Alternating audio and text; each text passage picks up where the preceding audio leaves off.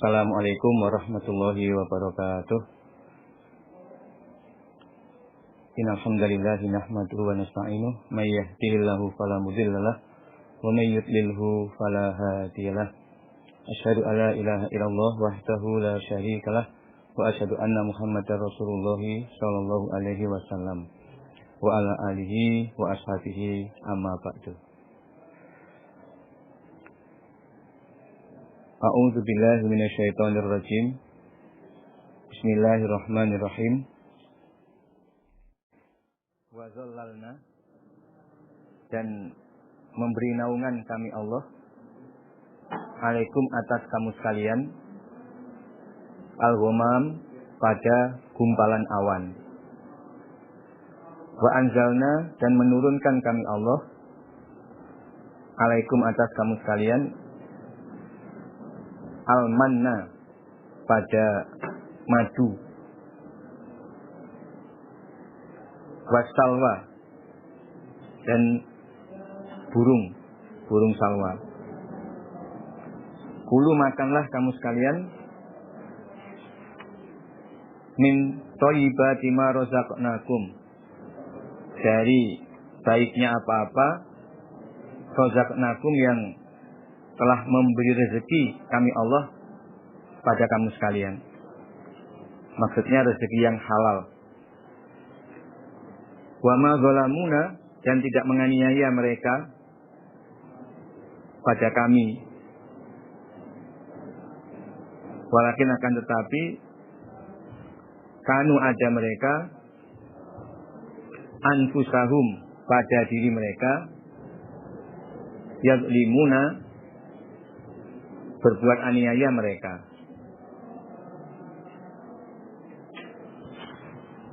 Jadi ini peristiwanya ketika Nabi Musa bersama kaumnya Bani Israel tersesat di padang At-Tih.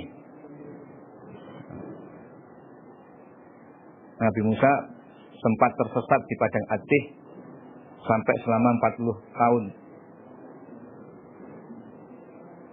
Nah, pada waktu itu Allah memberikan pertolongan berupa Allah mengutus gumpalan awan untuk menaungi Nabi Musa dan Bani Israel. Gumpalan awan yang tipis, mereka bisa terselamatkan dari teriknya panas matahari. Kemudian Allah juga menurunkan makanan, yaitu berupa burung asalwa, serta madu. Jadi langsung madu itu menetes dari langit. Demikian juga daging burung asalwa. Itu sebagai makanan dan minuman mereka sehari-hari ketika berada di padang At-Tih. Makanlah rezeki yang halal yang telah Allah berikan tersebut. Mereka tinggal menikmati setiap hari bisa makan daging burung dan madu. Tetapi karena kemudian mereka tidak bersyukur, jadi Allah memberikan peraturan mana dan salwa itu boleh dinikmati sepuasnya, tetapi tidak boleh disimpan. Tidak boleh dibawa pulang lalu disimpan. Nah, ternyata ada sebagian yang berkhianat, mereka menyimpan. Akhirnya Allah menghentikan, Allah memutus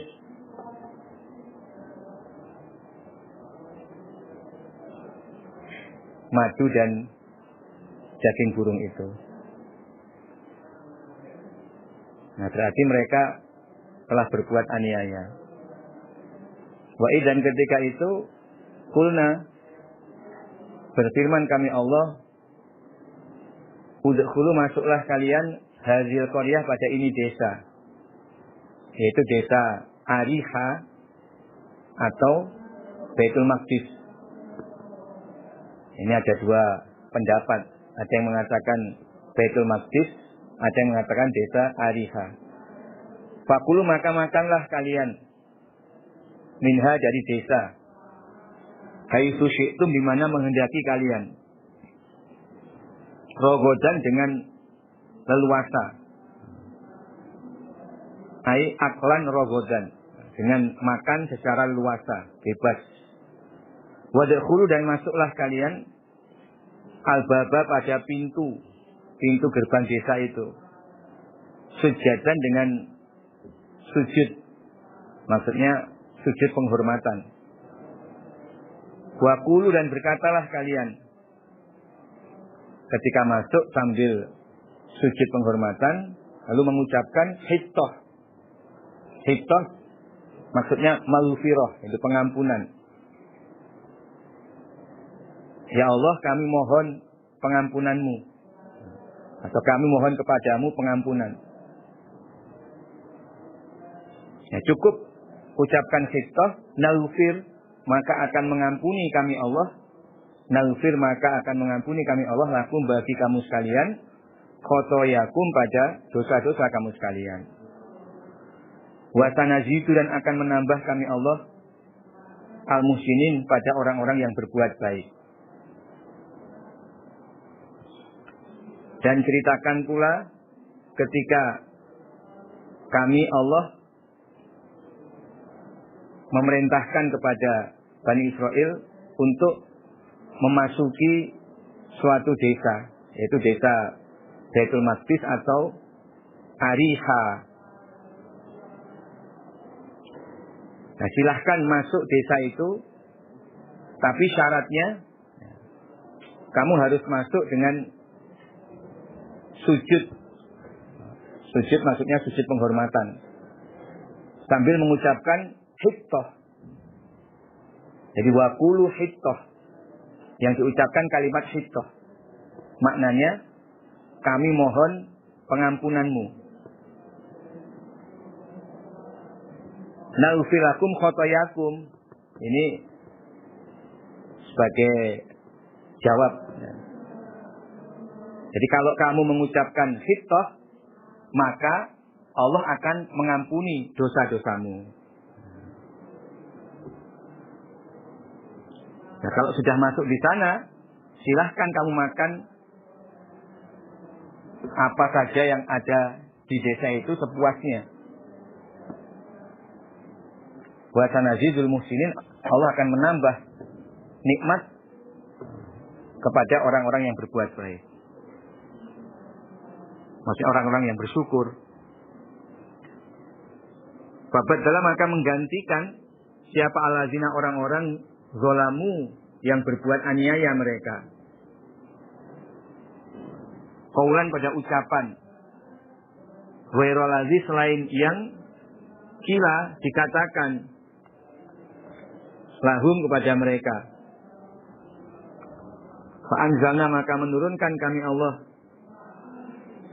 alal lazina zalamu atas orang-orang yang berbuat aniaya mereka rijzan pada siksaan, yaitu berupa penyakit taun atau wabah penyakit yang disebut taun minas sama dari langit bima kanu sebab apa-apa yang ada mereka yafsukuna berbuat fasik mereka. Hai yakhrujuna anit ta'ah. Jadi yang dimaksud fasik itu adalah keluar dari ketaatan.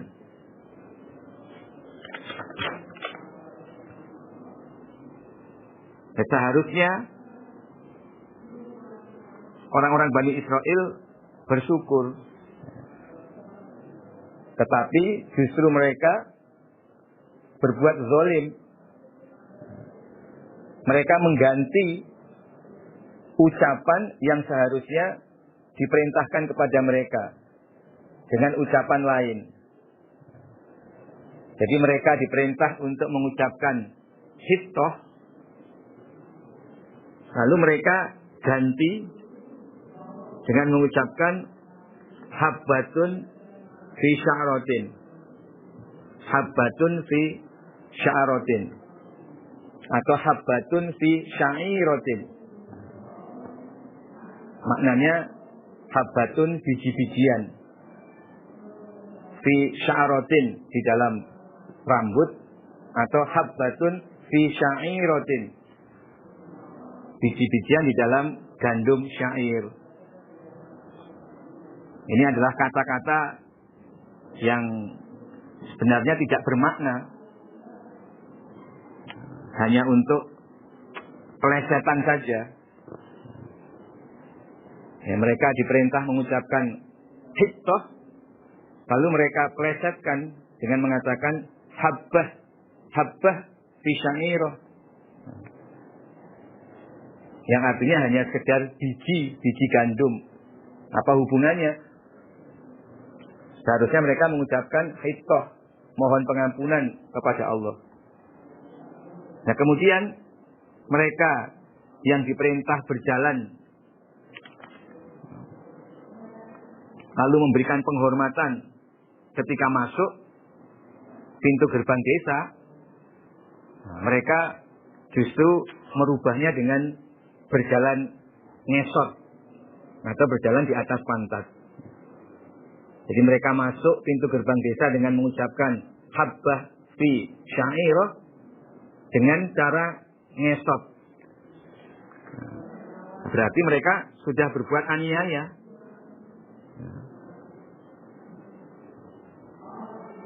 Allazina zalamu, di situ menunjukkan ya tidak semua dari Bani Israel, ya sebagian, yaitu yang berbuat aniaya, yang melanggar perintah Allah tersebut. Nah, kemudian sebagai akibatnya Allah menurunkan kepada mereka yang melanggar perintah Allah tersebut siksaan dari langit berupa penyakit taun atau wabah penyakit. Sehingga saat itu ya banyak yang meninggal dunia dari mereka. Sampai sebagian riwayat menerangkan 70.000 mereka meninggal dunia karena terkena wabah penyakit taun tersebut.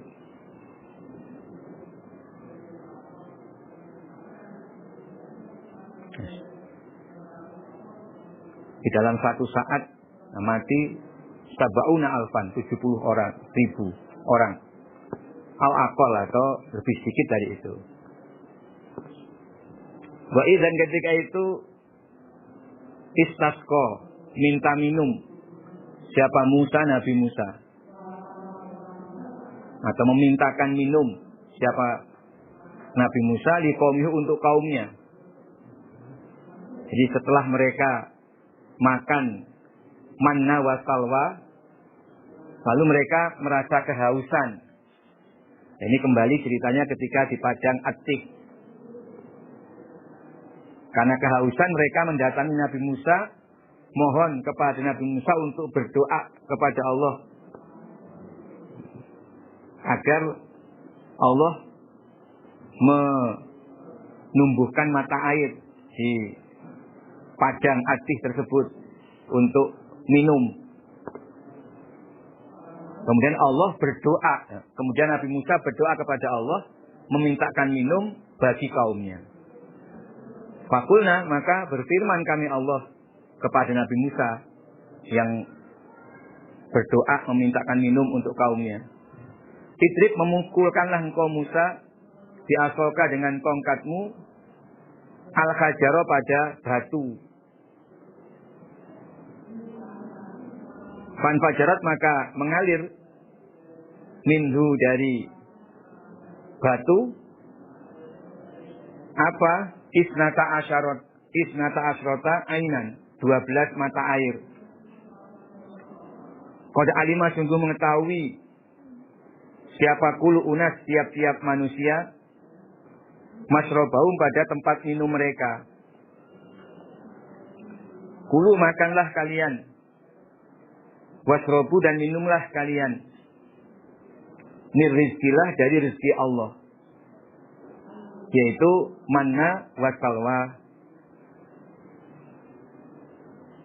Dan minumlah dari mata air tersebut. Wala ta'sau dan jangan melanggar kalian. Fil ardi di bumi. Mufsidin dengan berbuat kerusakan.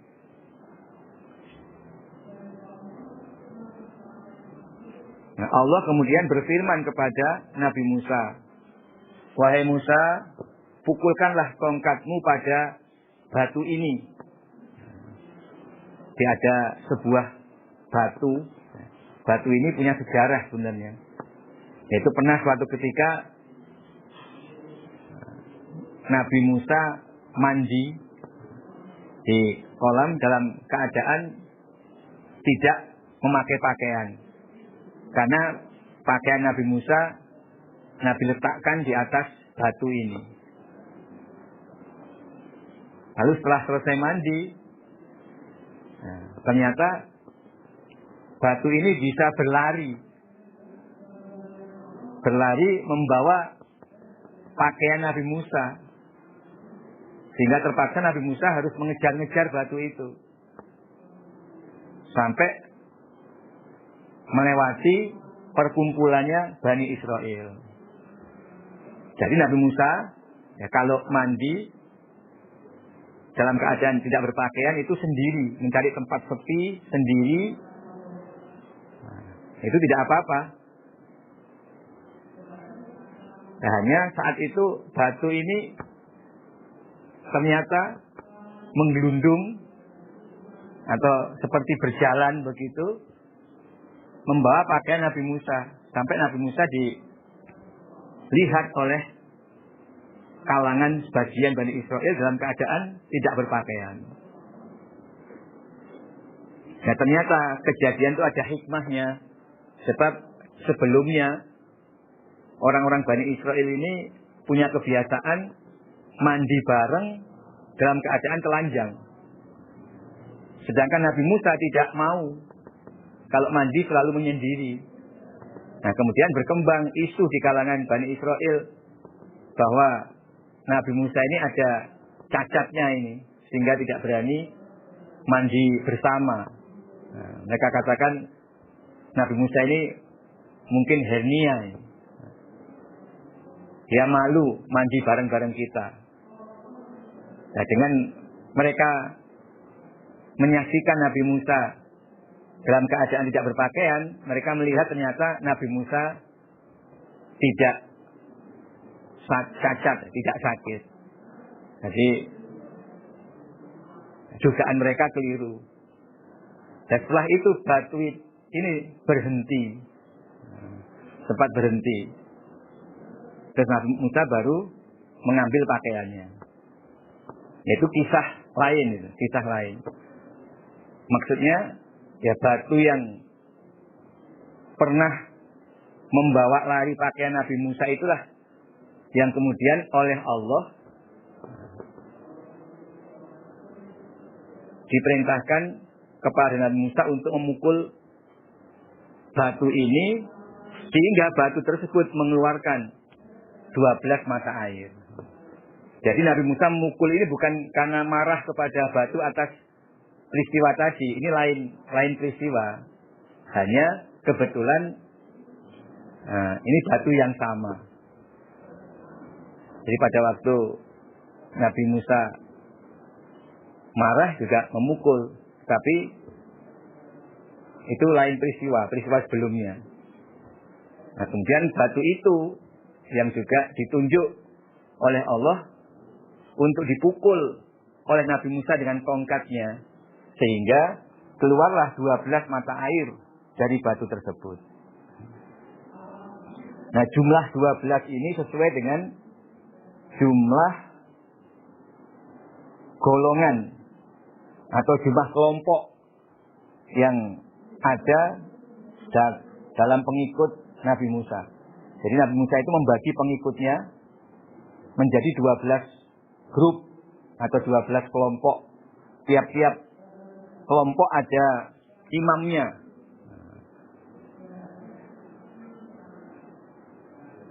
Nah, sehingga Allah juga sudah mengatur sedemikian rupa mata air yang keluar dari batu itu juga jumlahnya 12. Masing-masing orang sudah mengetahui di mana tempat minumnya dari 12 mata air tersebut. Jadi ini menunjukkan bahwa Nabi Musa itu mengatur Bani Israel dengan rapi. Selalu geraknya itu ditata. Setiap gerak 12 kelompok ini tidak pernah campur. Sehingga pada waktu munculnya 12 mata air itu pun tiap-tiap orang sudah tahu di mana tempatnya masing-masing dan tidak ada yang campur pindah ke kelompok yang lain. Jadi tidak sampai berebut, tidak sampai membuat ricuh, tapi masing-masing sudah bisa disiplin. Bergiliran, mungkin antri di tempatnya masing-masing, karena mata air itu jumlahnya juga sudah pas 12 bagaimana jumlah kelompok. Dan masing-masing kelompok sudah tahu, masing-masing anggota kelompok juga mengikuti imam kelompoknya masing-masing, berbaris, antri, atau bergantian untuk minum dari tiap-tiap 12 mata air tersebut. Nah, mata air itu juga bagian lain dari nikmat Allah di samping manna wa salwa. Silahkan makan, silahkan minum, itu rezeki dari Allah. Yang penting jangan melanggar, jangan berbuat kerusakan di bumi. Baik, ketika itu kultum, berkata kamu sekalian, ini masih ketika di padang Atis. Ya Musa, wahai Musa, lan nasbiro, tidak sabar kami. Ala ta'amin wahid, atas makanan yang satu. Lama-lama kami bosan, wahai Musa. Tiap hari makannya kok burung, ya, daging burung dan madu saja. Nggak pernah ganti. Nah, padahal sebenarnya itu sudah sangat enak. Makanan istimewa. Mereka tidak perlu masak. Tiap hari tersedia, turun dari langit. Nah, tapi mereka tidak bersyukur. Pada maka berdoalah engkau Musa, lana untuk kami. Rabbaka, pada Tuhan engkau. Yukhrij, maka akan mengeluarkan siapa Allah. Lana bagi kami. Mimma, dari apa-apa. Tumbitu, yang menumbuhkan. Apal ardu, bumi. Yaitu min bakliha, dari sayurnya bumi. Wa kisfaiha, dan buah kerainya. Buah kerai atau sejenis timun. Kerai atau timun. Wa fumiha, dan bawang putihnya bumi. Wa ajasiha, dan kacang. Kacang ajasnya bumi. Wa basoliha, dan bawang merahnya bumi.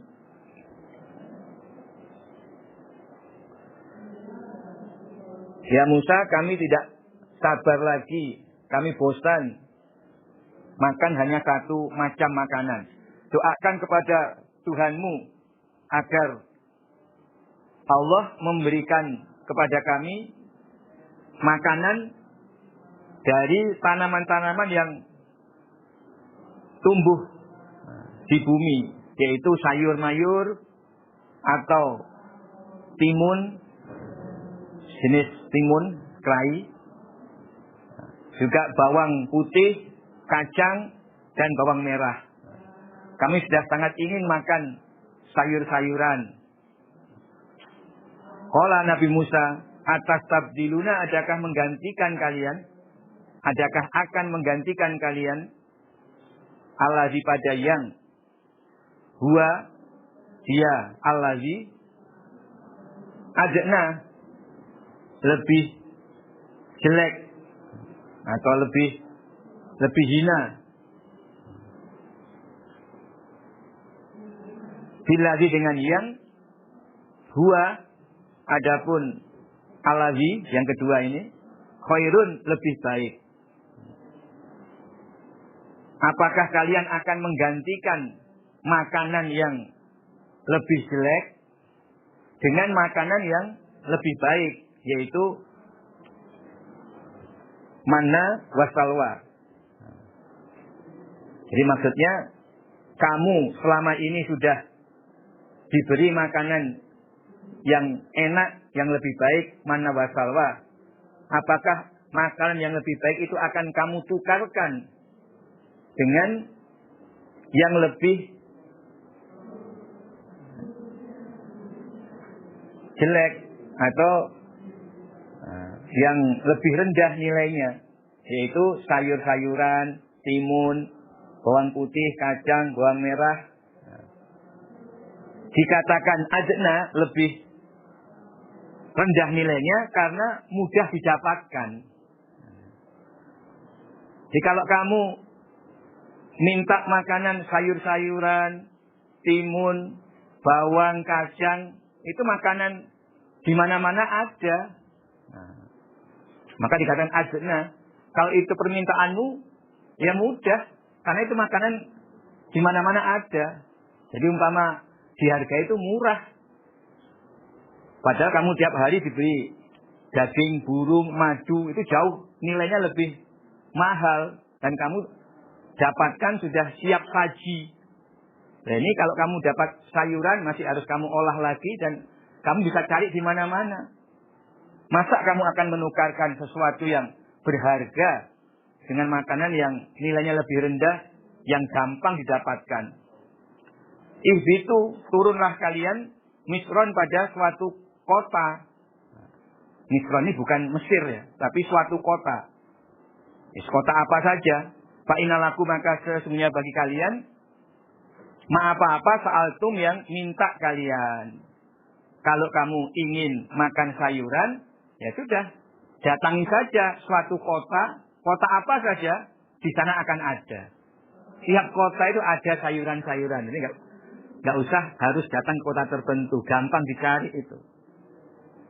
Wa duribat dan dijadikan alaihim atas mereka apa azillatu kehinaan, wal maskanatu dan jatuh, wabau dan kembali mereka bighadabin dengan membawa murka minallah dari Allah.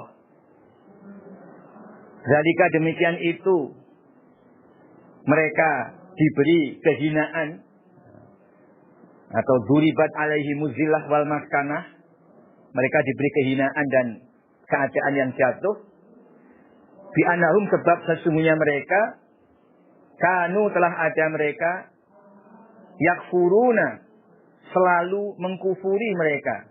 Jadi yakfurun ini fi'il mudhari', artinya pekerjaan yang dilakukan berulang-ulang terus jadi kebiasaan. Bi ayatilah pada ayat-ayat Allah. Wa yaqtuluna dan membunuh mereka an-nabiyyin pada para nabi bighairil haqqi tanpa kebenaran.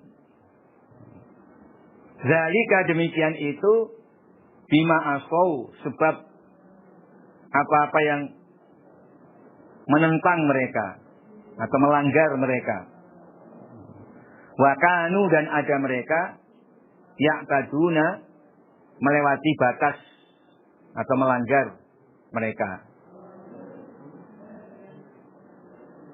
Nah, akhirnya mereka dijatuhkan dalam keadaan hina. Duribat alaihimu zillah. Mereka dijatuhkan dalam keadaan hina dan jatuh maskanah. Jadi Bani Israel ini karena mereka sudah berkali-kali mengkufuri ayat-ayat Allah, melanggar ketentuan Allah, tidak bersyukur, akhirnya Allah menjadikan mereka di dunianya hidup dalam keadaan hina. Maksudnya hidup dalam keadaan dijajah oleh bangsa lain. Mereka diharuskan membayar pajak, sehingga berarti dalam keadaan hina.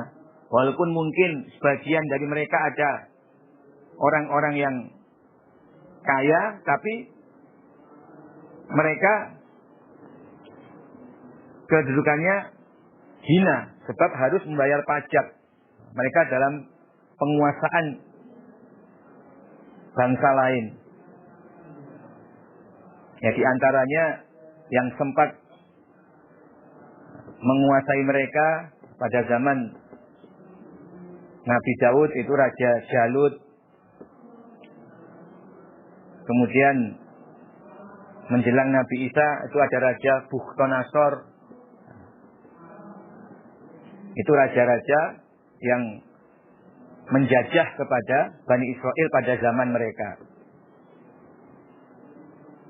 Jadi sejak Bani Israel di zaman Nabi Musa yang berkali-kali melanggar perintah Allah, nah akhirnya Allah menjadikan bangsa Bani Israel ini selalu dalam keadaan hina dari masa ke masa. Ya tentu saja masa itu ganti berganti, tetap ada ganti berganti. Tapi pada saatnya mereka, kaum Bani Israel ini mengalami penjajahan dari raja-raja yang ada saat itu. Dan mereka harus membayar pajak. Itulah bentuk zilah wal maskanah. Ya termasuk pada zaman Nabi Muhammad SAW, akhirnya ahlu kitab yang tidak lain juga Bani Israel, mereka juga diwajibkan membayar pajak kepada Nabi, kepada umat Islam. Dan mereka kembali dengan membawa murka dari Allah.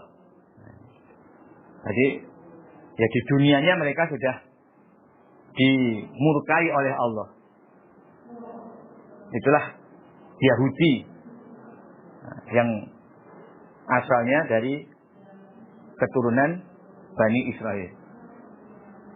Nah demikian itu karena mereka selalu mengkufuri ayat-ayat Allah.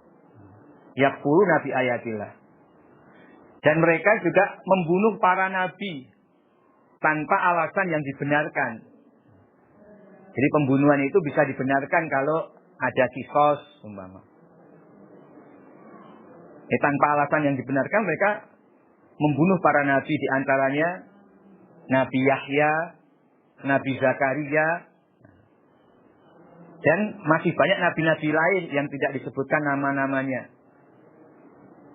Jadi sebenarnya jumlah nabi itu banyak. Dan semua dari Bani Israel. Ada riwayat menerangkan sampai 8.000 nabi. Ada riwayat juga Bani Israel pernah membunuh sampai 43 nabi. Kemudian 170 mubaligh. Dan 2 rasul yang terkenal atau disebutkan namanya yaitu Nabi Yahya, Nabi Zakaria. Nah demikian itulah siksaan Allah kepada Bani Israel dalam kehidupan di dunia. Sebab mereka telah berbuat maksiat dan melanggar kepada Allah. Nah sampai ayat ini akhir dari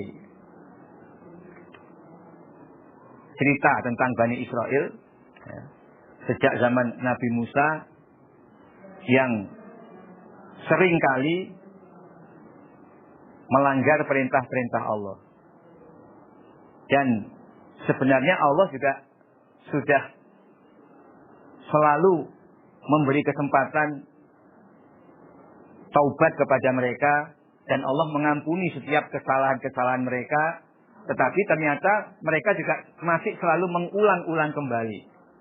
Akhirnya dari masa ke masa justru kesalahan mereka itu semakin besar. Dan semakin besar sampai puncaknya mereka membunuh para nabi. Jadi ini sebelum turunnya Al-Quran, sebelum Nabi Muhammad SAW diutus, Allah mengungkapkan fakta bahwa sesungguhnya dari kaum Yahudi yang mengaku penerus ajaran Nabi Musa itu sejak lama sudah menyimpang dari perintah-perintah Allah dan tentu menyimpang dari kitab Taurat.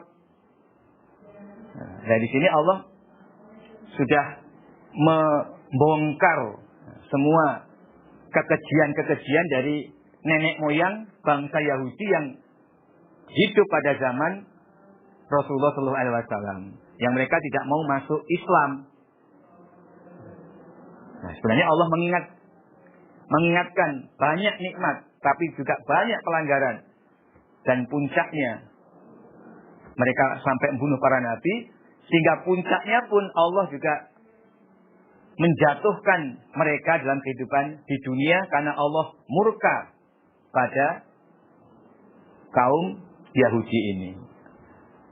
Maka dalam surat Al-Fatihah yang lalu disebutkan Al-Maghdubi alaihim. Al-Maghdubi alaihim itu adalah golongan Yahudi, sebagaimana yang Nabi terangkan.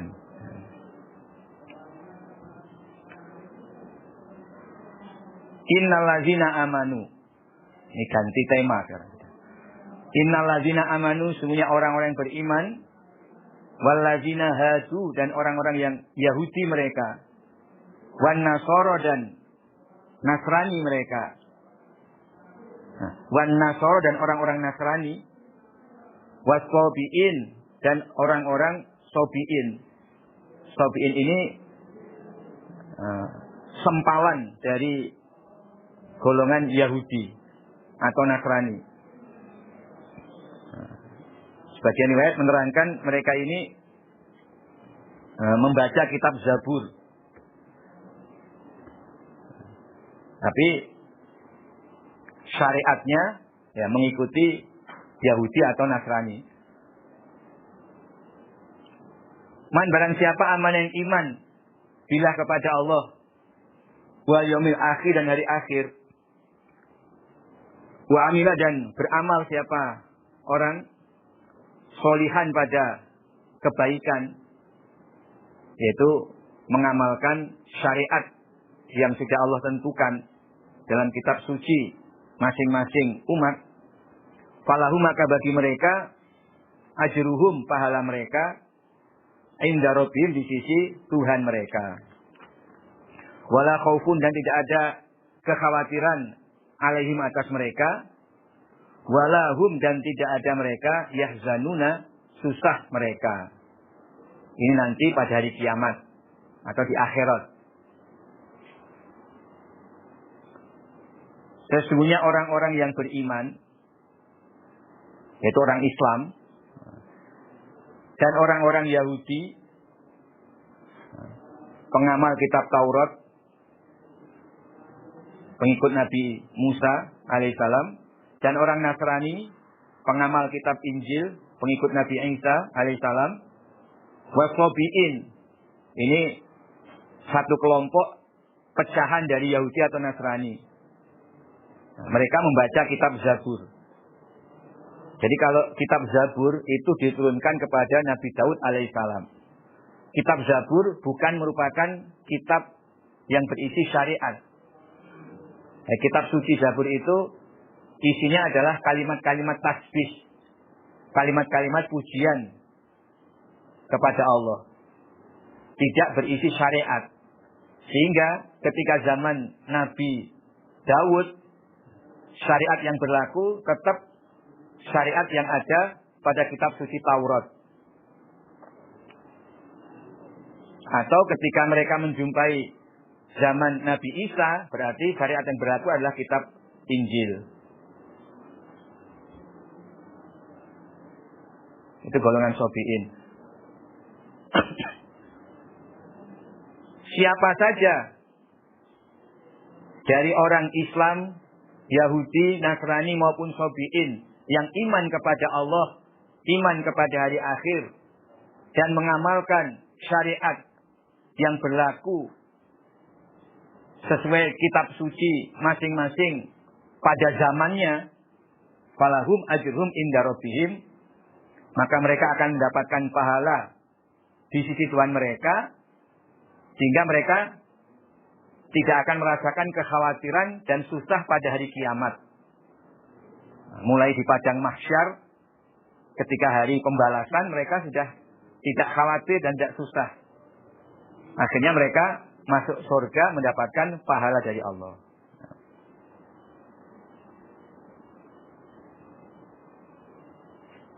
Jadi ketentuan yang berlaku di kalangan Bani Israel adalah mereka yang hidup pada zaman Nabi Musa, maka harus iman kepada Nabi Musa dan mengamalkan syariat yang ada dalam kitab Taurat. Nah, kemudian ketika turun kitab Az-Zabur, masih tetap mengamalkan kitab Taurat. Demikian juga nabi-nabi yang diutus setelah Nabi Musa dari kalangan Bani Israel. Para nabi itu juga mengamalkan syariat yang ada dalam kitab Taurat, di samping menerima wahyu masing-masing. Tetapi syariat yang berlaku adalah syariat dalam kitab suci Taurat. Itu berlaku terus sampai diturunkannya kitab suci Injil yang dibawa oleh Nabi Isa alaihissalam. Setelah Nabi Isa diutus dengan bawa kitab Injil, maka Bani Israel yang hidup di zaman Nabi Isa, mereka harus iman kepada Nabi Isa dan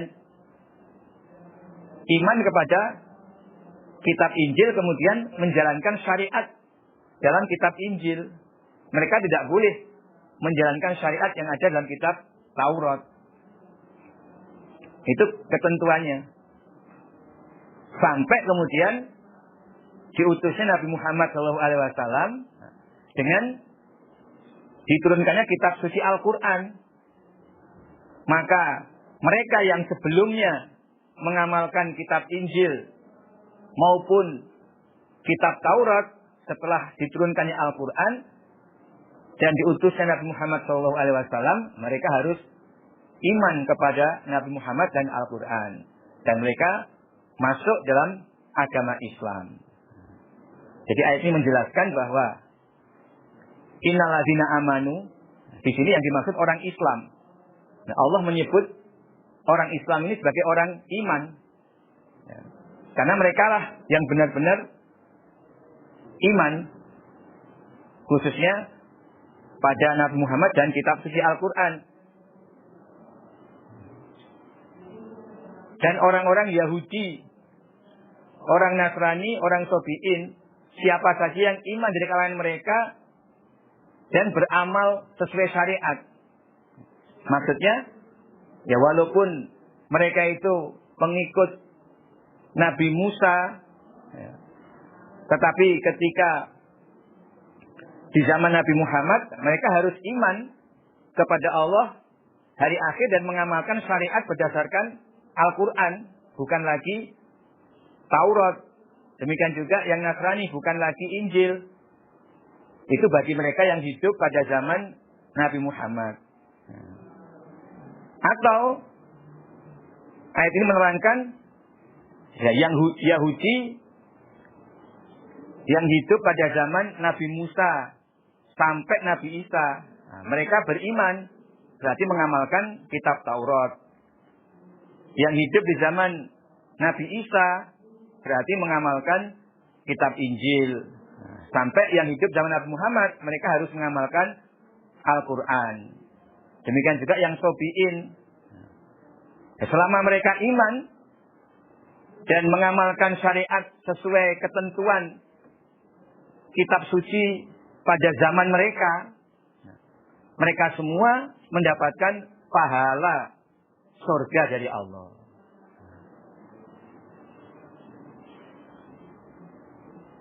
Jadi sebenarnya agama Allah ini tetap satu. Inna dina indallahil Islam. Tapi kemudian umat manusia inilah yang berselisih. Khususnya ya difokuskan pada Bani Israel karena para nabi dulu diutus kepada kaum Bani Israel. Di Al-Quran tidak membahas umat manusia di luar Bani Israel. Ya wallahu a'lam. Tapi yang pasti semua nabi dari Bani Israel masing-masing itu ya harus menjalankan ibadah kepada Allah dengan mengikuti nabinya pada zamannya dan syariat Allah yang berlaku sesuai dengan kitab suci yang Allah turunkan pada zamannya. Jadi Taurat itu kitab suci yang diturunkan kepada Nabi Musa. Tapi Taurat berlaku bagi semua nabi yang diutus setelah Nabi Musa. Artinya Nabi Harun, Nabi Sulaiman, Nabi Dawud, Nabi Sulaiman sampai Ilyasa, Yahya, Zakaria. Mereka tetap menjalankan syariat yang ada dalam kitab Taurat. Berlaku sampai zaman Nabi Isa. Nah, ketika Nabi Isa diturunkan, Allah sudah menurunkan kitab suci yang lain, memperbarui apa yang ada dalam kitab Taurat, yaitu kitab suci Injil. Nah, ketika Injil diturunkan, maka semua orang Islam itu artinya orang yang menyembah hanya kepada Allah. Kemudian mereka iman kepada nabi-nabi yang Allah utus dan iman kepada kitab suci. Berarti saatnya mereka mengikuti syariat Allah yang ada dalam kitab suci Injil. Itulah yang kata orang iman. Siapapun, baik yang sekarang dia dikatakan Yahudi, kalau dia hidupnya itu di zaman Nabi Isa, berarti dia itu iman ketika dia mengamalkan syariat yang ada dalam kitab Injil. Nasrani juga demikian. Maksudnya berarti setelah diturunkannya Al-Quran dan Nabi Muhammad, maka semua golongan itu harus iman kepada Nabi Muhammad dan menjalankan kitab suci Al-Quran, meninggalkan kitab Taurat dan Injil.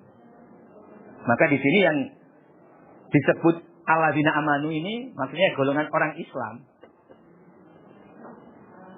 Orang Islam yang iman pada Nabi Muhammad dan Al-Quran. Maka di sini disebut amanu karena mereka lah yang sesungguhnya beriman.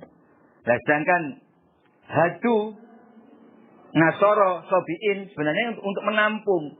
Walaupun asalnya Yahudi, Nasrani, Sobiin, selama mereka iman kepada Allah dan hari akhir dan menjalankan syariat sesuai dengan kitab suci pada zamannya masing-masing, dan mereka tetap bisa masuk surga. Jadi artinya ya Yahudi, Nasrani, Sobiin bisa masuk surga kalau mereka memang hidupnya pada zamannya. Yang Yahudi hidupnya di zaman sebelum Nabi Isa. Yang Nasrani hidupnya di zaman Nabi Isa sampai zaman Nabi Muhammad. Tapi setelah zaman Nabi Muhammad, maka yang disebut alladzina amanu. Sehingga kalau masih ada Yahudi zaman Nabi Muhammad, ini tidak termasuk yang dapat jaminan lagi. Ada yang Nasrani masih mempertahankan kitab Injil dan ada Nabi Isa, sudah mansuh tidak berlaku. Demikian juga Sobiin tidak berlaku.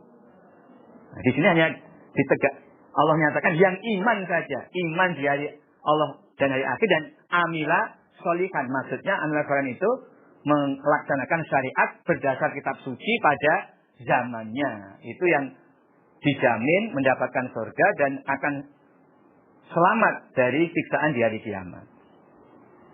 Maka ayat ini mansuh. Ya. Mansuhnya itu, nasihnya itu adalah penegasan. Nah, di dalam ayat ini belum tegas, tapi tidak salah hukumnya. Jadi ayat ini penjelasannya sebagaimana yang sudah saya sampaikan itu. Artinya mereka iman dan beramal soleh itu mengerjakan syariat pada zamannya masing-masing di saat berlakunya kitab suci itu. Itu masuk surga semua. Tidak salah ayat ini. Tetapi ayat ini kurang tegas. Maka setelah turun surat Ali Imran ayat 19 dan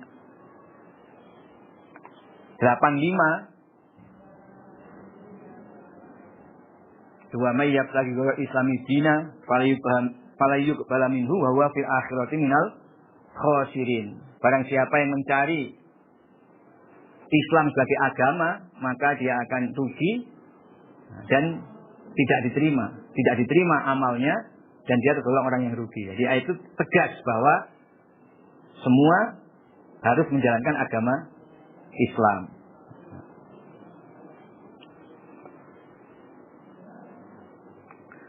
Wahai dan ketika itu akhadna, mengambil kami Allah. Mitsaqakum, pada kuatnya janji kalian. Wa rafa'na, dan mengangkat kami Allah fauqakum, di atas kalian Bani Israel, At-Tur, pada gunung Tur. Khudhu, mengambillah kamu sekalian Bani Israel, ma, pada apa-apa atainakum, yang telah memberi kami Allah pada kamu sekalian. Bikuwatin, dengan kekuatan. Wadhkuru, dan ingatlah kalian ma, pada apa-apa fihi, di dalam ma atainakum, atau kitab Taurat. Fihi, dalam ma atainakum, atau kitab Taurat. La'alakum, supaya kamu sekalian tattaquna, bertakwa kamu sekalian. Dan ceritakan Muhammad ketika Allah mengambil janji dari Bani Israel. Dan Allah mengangkat gunung Tur di atas Bani Israel. Jadi Allah menjebol gunung Tur dari akarnya, lalu diangkat di atas kepala Bani Israel. Sambil Allah berfirman kepada Bani Israel, ambillah kitab Taurat dengan sepol kekuatanmu atau semampumu. Jadi khudzu ma atainakum biquwah, maksudnya terimalah syariat yang Allah telah berikan dalam kitab Taurat dan amalkan menurut kemampuanmu. Jadi terimalah syariat yang telah Allah berikan pada kamu dalam kitab Taurat dan amalkan menurut kemampuanmu. Kemudian ingatlah isi kitab tersebut agar kamu bertakwa. Maksudnya ya amalkan. Wadhkuru bil amali bihi. Ingat isinya, artinya amalkan. Dan ini adalah peristiwa ketika Allah menurunkan kitab Taurat kepada Nabi Musa. Kemudian Allah meminta kepada Bani Israel yang ada pada zaman Nabi Musa itu, atau Bani Israel generasi pertama di zaman Nabi Musa, untuk berjanji kepada Allah bahwa mereka akan menerima syariat Allah dan mengamalkan sesuai kemampuan mereka. Nah, pada saat itu, agar Bani Israel ini sungguh-sungguh mau berjanji, Allah mengangkat gunung Tur atau gunung Sinai, tempat di mana Nabi Musa menerima kitab Taurat itu, Allah angkat di atas kepala Bani Israel. Dari gunung sampai seakan terbang di atas kepala. Di atas kepala. Sambil Allah meminta kesanggupan. Hei Bani Israel, kamu sanggup untuk mengamalkan isi kitab Taurat? Nah saat itu mereka menyatakan, qalu sami'na, ya kami mendengar perintahmu Allah, kami sanggup. Kemudian Allah turunkan gunung Sinai itu atau Tur itu. Tur itu ya sebagian menerangkan bermakna gunung. Gunung namanya Sinai. Sehingga kalau digabungkan Tur Sinai, gunung Sinai. Suma tawalaitum, kemudian berpaling kamu sekalian mimba dizalik setelah demikian itu. Setelah kamu berjanji untuk mentaati isi kitab Taurat. Falaula fadlullah, seandainya tidak ada keutamaan Allah alaikum atas kamu sekalian, wa rahmatu dan rahmat Allah, lakuntum maka niscaya jadi kalian minal khosirin termasuk orang yang rugi. Jadi setelah mereka menyatakan sanggup, kemudian Allah juga sudah menurunkan gunung yang Allah angkat itu, ternyata kamu Bani Israel berpaling, tidak mau mentaati isi kitab Taurat. Kalian banyak melanggar syariat-syariat yang Allah sudah tentukan dalam kitab Taurat. Ya seandainya tidak ada kefadlan Allah dan rahmat Allah atas kamu berupa penerimaan taubat dari Allah dan mengakhirkannya siksaan Allah atau penundaan siksaan bagi Bani Israel dengan penerimaan taubat dari Allah sebagai bentuk kasih sayang dan kefadlan yang Allah berikan kepada Bani Israel. Andai kan tidak ada itu, tentu kamu menjadi orang-orang yang rugi. Walaqad alimtum, dan sungguh telah tahu kamu sekalian, alladzina pada orang-orang iktadau yang melanggar mereka, minkum dari kamu sekalian, fisabti di dalam hari Sabtu. Fakulna, maka berfirman kami Allah, lahum kepada mereka, kunu jadilah kamu sekalian kirodatan pada kera, khosiin dalam keadaan hina. Faja'alnaha, maka menjadikan kami Allah ha pada kera nakalan sebagai ibarat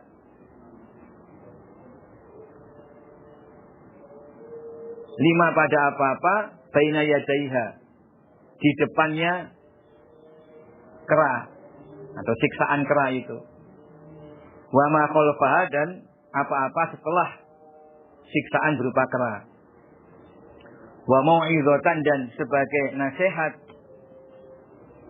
lil muttaqin, bagi orang-orang yang bertakwa. Dan kalian wahai Bani Israel mengetahui terhadap ya nenek moyang kalian, yaitu Bani Israel yang melanggar di hari Sabtu. Ini terjadi pada zaman Nabi Daud.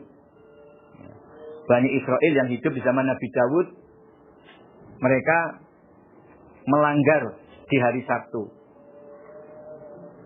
Jadi sebagaimana diketahui bahwa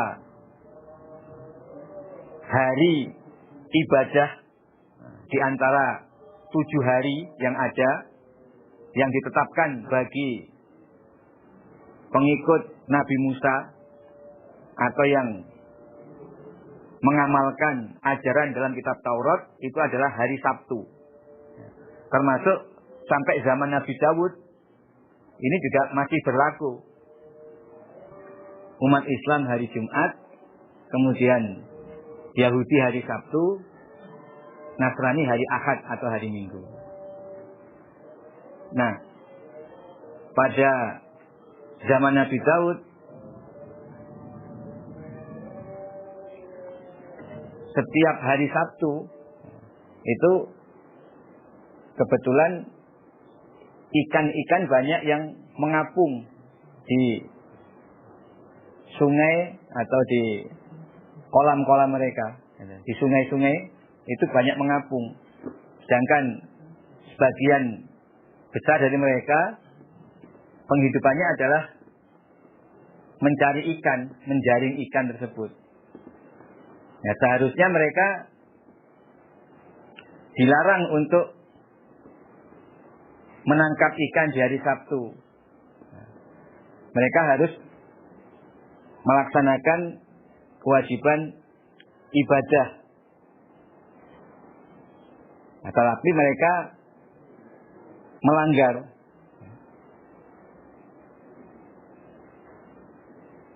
Jadi mereka tidak mengambil ikan di hari Sabtu, hanya mereka jaring. Mereka jaring untuk diambil di hari berikutnya. Tapi dengan begitu berarti mereka tetap melanggar. Akhirnya Allah menyiksa mereka dengan merubah wujud mereka menjadi kera.